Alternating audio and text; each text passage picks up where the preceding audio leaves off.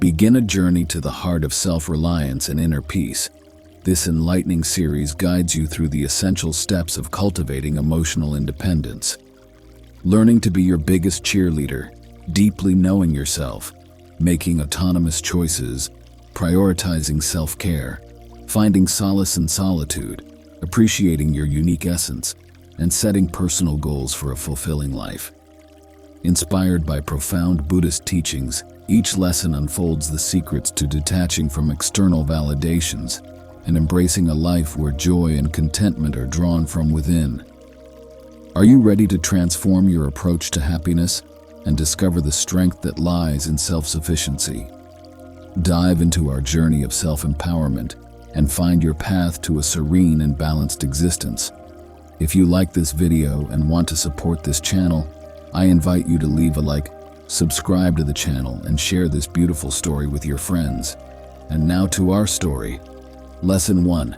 Take ownership of your own encouragement. Relying on others for our joy relinquishes control over our emotions. We become like leaves swayed by others' whims, a recipe for suffering, as Buddha taught. Those we depend on may not always be available or respond as we wish. This leads to feelings of disappointment, hurt, or anger, even betrayal. Yet it's we who betray ourselves by surrendering control of our emotions. Assuming responsibility for our happiness entails becoming our own cheerleaders. We must learn to validate, encourage, and console ourselves. Acknowledge the power to choose our thoughts and emotions, independent of external circumstances. This doesn't mean isolating ourselves or spurning support. Buddhism underscores community and connection while underscoring self-reliance. As Buddha said, "No one saves us but ourselves. No one can and no one may. We ourselves must walk the path." How can we become our own cheerleaders? Mindfulness fosters awareness of thoughts and feelings sans judgment, empowering us to choose our responses. It aids in evading emotional dependency and recognizing when we seek external validation. Self-compassion treats ourselves with kindness and understanding, fostering acceptance of our strengths and weaknesses. Nurturing self-compassion diminishes reliance on external validation, fostering self-validation, recognizing our worth, and fostering self-love. Both practices fortify our ability to become our own cheerleaders. Lesson 2. Familiarize yourself with you in Buddhism. Understanding oneself is pivotal to enlightenment.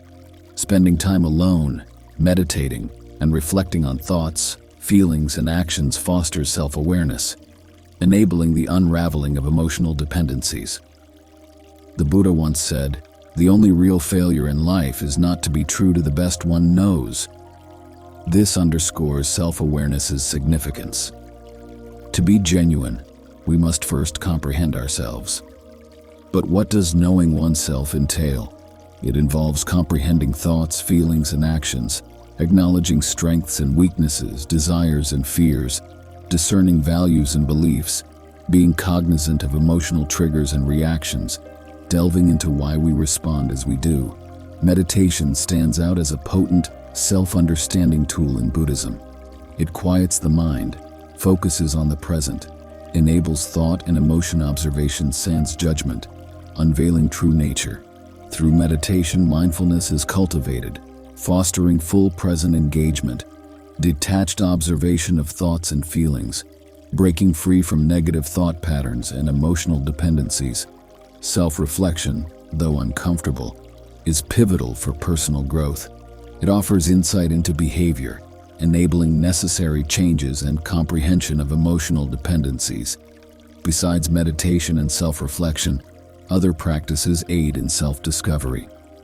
Journaling, for instance, provides a safe space to express thoughts and feelings, gaining clarity and perspective. Self-understanding is an ongoing journey, not a destination. It's a lifelong learning and growth process. As we evolve, our self-understanding transforms, yet the benefits are immense. Understanding oneself better enhances emotion and relationship management, boosts resilience, confidence, and compassion, facilitating true happiness and inner peace. How can we enhance self-understanding? Dedicate daily moments to meditation, Even if brief, focus on breath, observing thoughts and feelings sans judgment. Infuse mindfulness into daily life, attending to the present sensory details. Reflect daily on experiences, relationships, and behaviors. Pose tough questions, confront honesty. By nurturing self-awareness through meditation, mindfulness, self-reflection, journaling, and therapy, insight into emotions and behaviors is gained, fostering personal growth. Lesson 3. Make choices for yourself. Upon grasping our emotional dependencies, a conscious decision to change becomes imperative. This choice should stem from self-love and compassion, not self-criticism. Remember, enlightenment's journey is a process, not a destination. Taking gradual steps, even with stumbles, is acceptable. Acknowledging emotional dependencies marks the initial step. This process can be challenging, necessitating the confrontation of fears, insecurities, and vulnerabilities. Yet only through acknowledgement can we fathom their roots, progressing towards overcoming them. Following acknowledgement, reflection on why we've grown reliant on others for happiness and well-being ensues. This introspection unveils insights into thoughts, feelings, and behaviors, identifying contributing patterns or beliefs. For instance, realizing a belief that love or happiness hinges solely on relationships may lead to seeking external validation and affection, fostering emotional dependency. Recognizing such beliefs enables their challenge, fostering a more compassionate and realistic self-view. After reflecting on emotional dependencies, setting an intention to change follows. This intention should be clear, specific, and achievable. For instance, aspiring to develop a positive self-image, practice regular self-care, or foster healthy relationships embodies such intentionality. Setting clear intentions provides direction, enhancing motivation and focus amidst challenges. However, change requires patience and effort. Small steps towards goals are permissible. Following intention setting, taking action becomes paramount. This may involve seeking therapeutic support, practicing mindfulness and meditation, or cultivating new habits. Whatever the action, it should be accompanied by compassion, patience, and self-awareness. As we embark on action towards emotional independence, monitoring progress and adjusting strategies becomes crucial. This might entail setting new goals, seeking additional support, or modifying behaviors. Celebrating successes, no matter how trivial, reinforces commitment and effort. Right intention entails cultivating sincere, compassionate desires to alleviate suffering and attain spiritual growth. By making choices for ourselves and setting intentions to overcome emotional dependencies, we align with this path, inching towards genuine happiness and inner peace. However, it's vital to remember that the decision to change must emanate from self-love and compassion, not self-judgment. We should approach ourselves with kindness and understanding, acknowledging emotional dependencies as natural responses to experiences and conditioning. As Buddha stated, "You can search throughout the entire universe for someone more deserving of your love and affection than yourself, and that person is not to be found anywhere. You yourself, as much as anybody in the entire universe, deserve your love and affection." Through acknowledging emotional dependencies, reflecting on their roots, setting intentions for change, taking action, and monitoring progress, we can break free from the emotional dependency cycle, fostering deeper self-love, compassion, and inner peace. Remember, the journey towards emotional independence is personal, requiring time and effort to overcome emotional dependencies. Yet with patience, compassion, and determination, genuine happiness and inner peace can be attained. Lesson 4. Prioritize self-nurturing. In Buddhist teachings, self-care isn't viewed as a luxury but as essential for mental, emotional, and spiritual well-being. It involves treating ourselves with kindness, compassion, and respect, mirroring how we treat others. By prioritizing self-care, we enhance our ability to manage emotions, alleviate stress, and detach from emotional dependence on others. Self-care encompasses deliberate actions taken to maintain mental, emotional, and physical health. Although simple in theory, it's often overlooked. Good self-care yields improved mood, reduced anxiety, and fosters a positive relationship with oneself and others. Within the spiritual realm, Buddha emphasized the body's care, stating, "To keep the body in good health is a duty, otherwise we shall not be able to keep our mind strong and clear." This emphasis is reflected in Buddhist practices such as mindful eating, exercise, and rest. Mindful eating involves fully attending to the eating experience, both internally and externally. It entails noticing food's colors, smells, flavors, and textures, chewing deliberately, and recognizing bodily hunger and satiety cues. By eating mindfully, digestion improves, food enjoyment heightens, and a healthier relationship with food develops. Exercise, too, plays a crucial role in self-care. Buddha advocated for regular physical activity, stating, "Exercise is good for your constitution." Exercise in Buddhism isn't just about physical health, but also about mindfulness cultivation. Activities like yoga, tai chi, and qigong blend physical movement with mindfulness and breath control, resonating with Buddhists. Rest is equally vital for self-care. Amidst our fast-paced, hyperactive culture, rest's significance is often overshadowed. Yet, as Buddha remarked, rest is not idleness. Taking moments to rest recharges both body and mind, fostering peace and tranquility. Besides physical self-care, Buddhism emphasizes mental and emotional well-being. Practices like meditation, mindfulness, and self-compassion are integral. Meditation serves as a cornerstone of Buddhist practice, calming the mind, enhancing concentration, and fostering insight. It enables observation of thoughts and emotions without judgment, nurturing inner peace and tranquility. Mindfulness, another pivotal aspect, involves present moment attention sans judgment. It's about wholehearted engagement in activities, be it eating, walking, or dishwashing. Practicing mindfulness mitigates stress, enhances focus, and cultivates well-being. Self-compassion, crucial in Buddhist self-care, counters the detrimental effects of self-criticism and judgment. It involves treating oneself with kindness, understanding, and forgiveness, akin to how we treat cherished friends. Particularly beneficial for those wrestling with emotional dependency, self-compassion fosters a healthier, more loving self-relationship. By nurturing mental, emotional, and physical health, we cultivate deeper inner peace, well-being, and autonomy. As Buddha articulated, you can search throughout the entire universe for someone who is more deserving of your love and affection than you are yourself.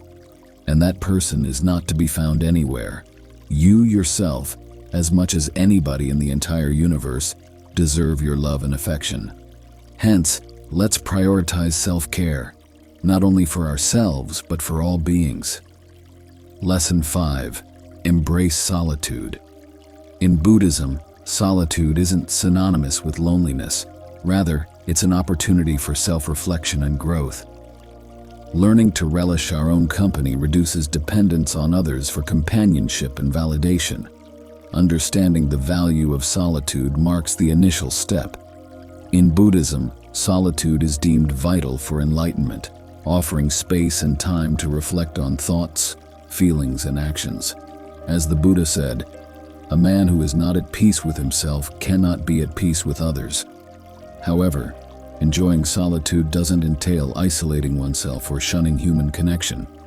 It's about striking a balance between social interaction and alone time, understanding that constant companionship isn't requisite for happiness.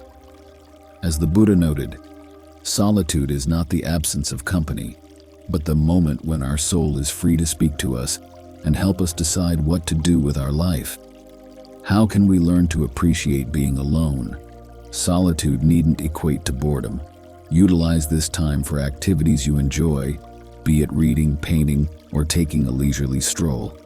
Such pursuits not only occupy time but also foster self-connection and exploration. Solitude presents an ideal opportunity for introspection. Dedicate moments to journaling, meditation, or simply pondering life, aspirations, and values. This self-reflection enhances self-awareness and personal growth.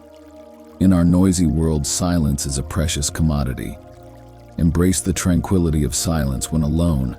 Listen to nature's sounds or revel in the peace and quietude. Doing so calms the mind and alleviates stress. However, solitude may sometimes engender negative self-talk or feelings of loneliness. In such instances, practice self-compassion. Extend to yourself the same kindness and understanding you'd offer to a friend. Remember, experiencing loneliness is natural and doesn't signify inadequacy. In Buddhism, solitude is viewed as a period of spiritual growth. Utilize this time for reading spiritual texts, meditating, or engaging in other spiritual practices. This fosters connection with something greater than oneself and instills a sense of peace and purpose. Lastly, embrace being alone. In society, there's often a stigma surrounding solitude, as if it denotes failure or rejection. However, Buddhism teaches that solitude is a natural and necessary facet of life. As the Buddha articulated, the quieter you become, the more you can hear. By embracing solitude, we're not rejecting human connection, but finding equilibrium between social interaction and solace. It's about recognizing solitude's value and utilizing it for self-reflection, growth, and spiritual development. So the next time you find yourself alone, don't fear it. Embrace it. Utilize it as an opportunity to reconnect with yourself and discover inner peace. Lesson 6. Foster self-appreciation. Buddhism underscores the significance of nurturing self-love and self-compassion. This serves as a crucial step in liberating oneself from emotional dependence on others. When we genuinely esteem ourselves, the tendency to seek validation or approval from external sources diminishes, and we become the primary source of our happiness and inner peace. Self-love and self-compassion don't entail becoming self-absorbed or arrogant. Instead, they revolve around embracing ourselves fully, with all our strengths and weaknesses, successes and failures.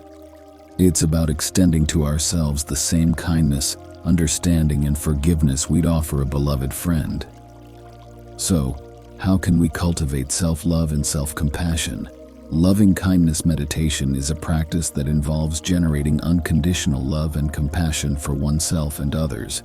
By repeating phrases of love and compassion, such as, "May I be happy, may I be healthy, may I be peaceful," we nurture a positive self-view and extend kindness to others. Comparing ourselves to others undermines self-love and self-compassion. In Buddhism, this is regarded as a form of ignorance that leads to suffering. Rather than comparing, we should focus on our own journey and growth. Embracing our flaws and imperfections with compassion instead of self-criticism is vital. After all, it's these imperfections that render us unique and beautiful. Practicing gratitude is a potent tool for fostering self-love and self-compassion. By focusing on things we're grateful for, we shift our attention away from shortcomings and toward our strengths and blessings, cultivating a more positive self-image. Making mistakes is inevitable in life. Instead of berating ourselves for them, we should practice self-forgiveness and glean lessons from them. Remember, our mistakes don't define us. It's our response to them that matters. Our body serves as a temple, deserving of care. Engaging in healthy eating, regular exercise, and sufficient rest demonstrates self-love and respect. By nurturing our physical well-being, we exhibit self-appreciation. The company we keep significantly influences our self-perception. Cultivating relationships with individuals who uplift, support, and inspire us fosters self-love and self-compassion. Self-reflection serves as a powerful tool for nurturing self-love and self-compassion. By delving into our thoughts, feelings, and actions, we gain a deeper understanding of ourselves and our behavioral patterns. Remember, fostering self-love and self-compassion is an ongoing journey, not a destination. It requires dedication, patience, and practice. Yet with commitment and perseverance, we can learn to love and accept ourselves unconditionally. As we do, we'll find ourselves less dependent on others for happiness and well-being. Lesson 7. Establish goals and achieve them. The seventh lesson on our path to emotional independence is the importance of setting and accomplishing goals. This aspect is fundamental in Buddhist teachings, which emphasize purposeful action and personal growth. By setting goals, life gains direction and meaning, providing something to strive for, channeling energy and focus. This becomes especially crucial in breaking free from emotional reliance, offering a constructive alternative to seeking validation or support from others. However, it's essential to approach the process of goal setting and achievement with mindfulness and self-compassion. Goals should neither be unrealistic nor excessively demanding, as this can lead to frustration and self-criticism. Instead, they should be challenging yet attainable, approached with patience and self-care. Moreover, goals shouldn't be driven solely by a desire for external validation or recognition. Instead, they should align with our intrinsic values and aspirations. This mirrors the Buddhist concept of right effort, which advocates for exerting effort not for external gain, but for personal growth and spiritual development. So, how can we effectively set and achieve goals in a manner that supports our journey toward emotional independence? Before setting any goals, take time to reflect on what truly matters to you. What are your values? What are your aspirations? What kind of person do you aspire to be? Let these reflections guide your goal-setting process. SMART goals offer a structured approach to goal setting, ensuring clarity, realism, and achievability. Specific. Ensure your goals are clear and well-defined, leaving no room for ambiguity. Measurable. Make your goals quantifiable, allowing you to track progress and celebrate milestones. Achievable. Set goals that are challenging yet realistic, within your capability to achieve. Relevant. Align your goals with your values and aspirations, ensuring they resonate with your personal journey. Time-bound. Assign deadlines or timeframes to your goals, instilling a sense of urgency and accountability. Once you've set your goals, break them down into smaller, more manageable steps. This not only makes them feel less daunting, but also enhances feasibility. Finally, celebrate your successes along the way, no matter how small they may seem. Doing so not only boosts morale, but also reinforces commitment and determination. In conclusion, setting and achieving goals is a potent tool for breaking free from emotional dependence and fostering a sense of purpose and direction in life. By setting goals rooted in personal values and aspirations, and by pursuing them with mindfulness and self-compassion, you can craft a fulfilling and meaningful existence.